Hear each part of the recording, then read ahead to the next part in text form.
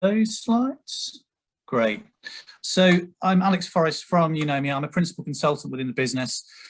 Today, over the next 10 minutes or so, I'll give you a flavour of the work that we've been undertaking with the York and North Yorkshire LEP, building carbon reduction into a local authority procurement process.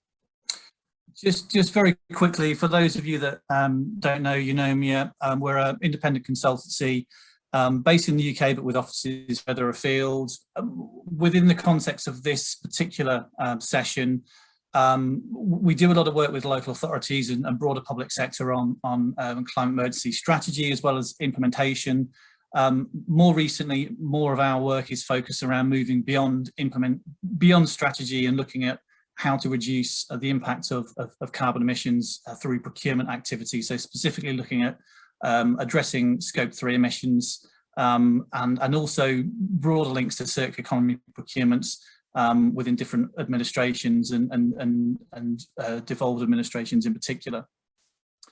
The work that I wanted to touch on for the next 10 minutes, as I say, is the work we've been delivering with the York and North Yorkshire LEP, who have declared a climate emergency within the local authority partnerships. Individual local authorities have obviously declared their own climate emergencies, but as a region, the LEP is driving low carbon, net zero, circular economy strategies and goals.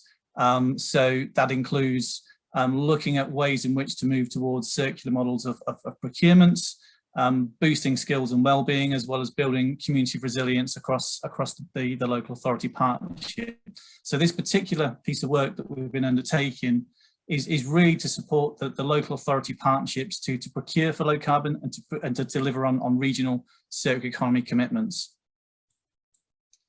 So just to give you an overview of the different stages of work that we've been undertaking over the past 6 months or so, the starting point for this was to undertake a baseline of the local authority procurement and commissioning strategies with a view to understand the extent to which these reflect climate emergency targets and regional circular economy commitments and priorities. So this front end, this yellow strand here on the left hand side, was essentially a gap analysis of all the strategies, all the procurement and commissioning strategies, with a view to proposing recommendations to align and refresh those strategies in light of climate emergency and circular economy priorities.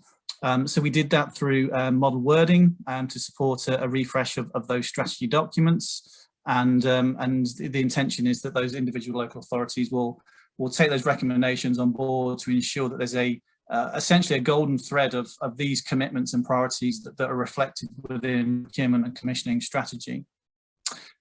The most significant element of this work was around designing and developing a low carbon and circular procurement toolkit. So this strand on the right hand side in orange.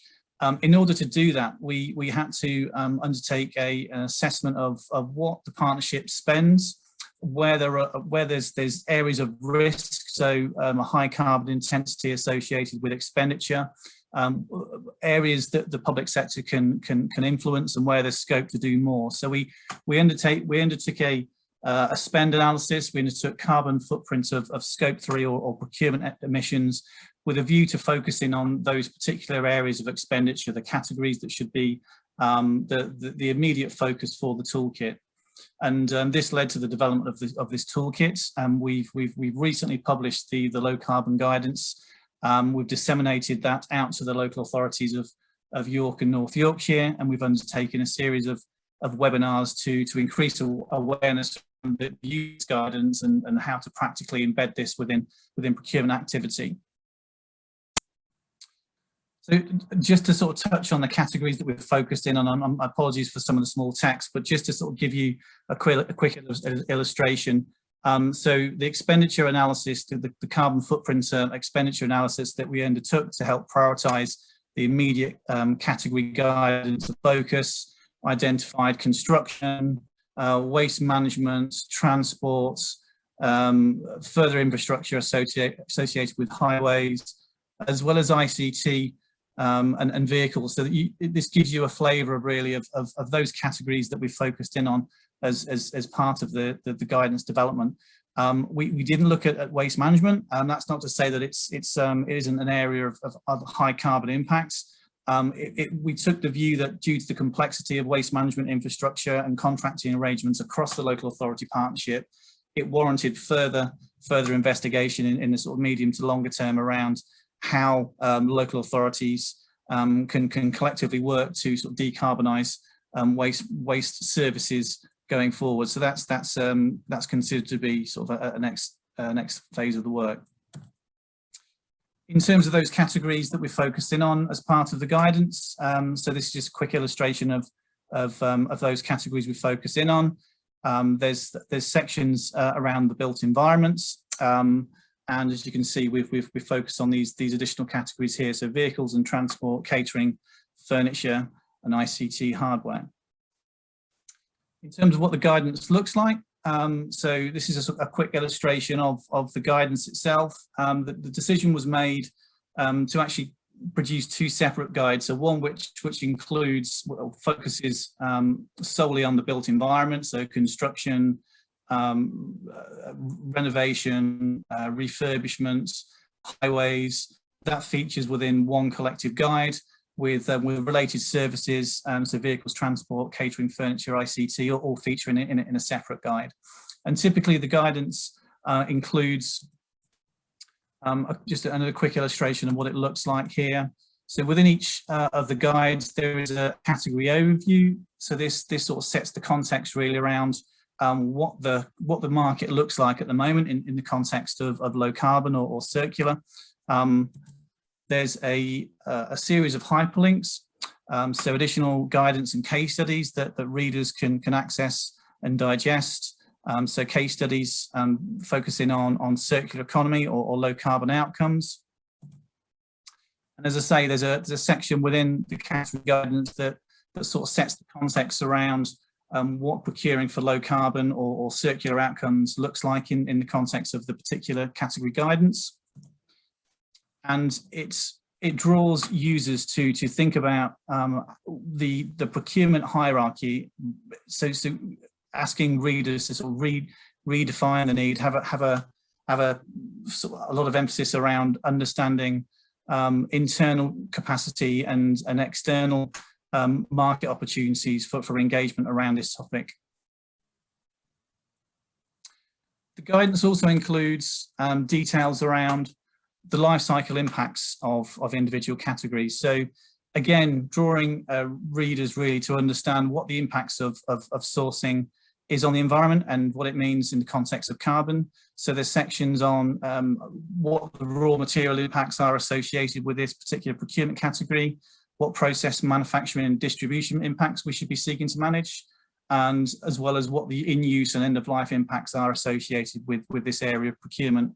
And in each instance, it highlights a series of actions to the reader that they should seek to undertake, as well as what the particular low carbon opportunities are in the context of this particular procurement activity.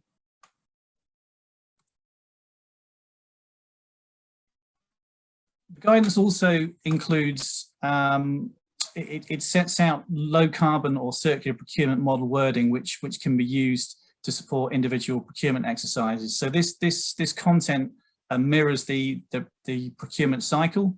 I should say procurers are not expected to use all of the content. It's very much dependent on what the level of ambition is and what their understanding, what the capacity of the particular market is to deliver. The guidance itself follows 3 green leaves. So you can see at the top of the slide, 3 leaves denotes the greatest opportunity to reduce carbon impacts associated with supply. So this is the highest level of ambition, if you like. So depending on the level of ambition, following the three green leaves will support a higher level of ambition through the procurement exercise. 1 minute left, Alex.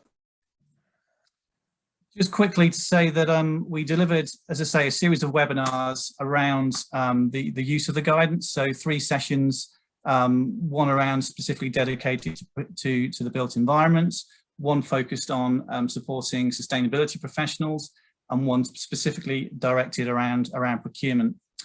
And we've heard around some of the barriers from earlier sessions around what typically people experience and what are some of the challenges that we face. We undertook a series of polls through the webinar exercises. So the first one, we tested the water to understand how well sustainability teams engage with procurement teams. And you can see here some interesting results. In some cases, there's very little communication between teams. And in some instances, local authorities don't have a sustainability team. So that's a significant challenge. And again, just testing the water to try and understand the extent to which sustainability goals are threaded through procurement decision making.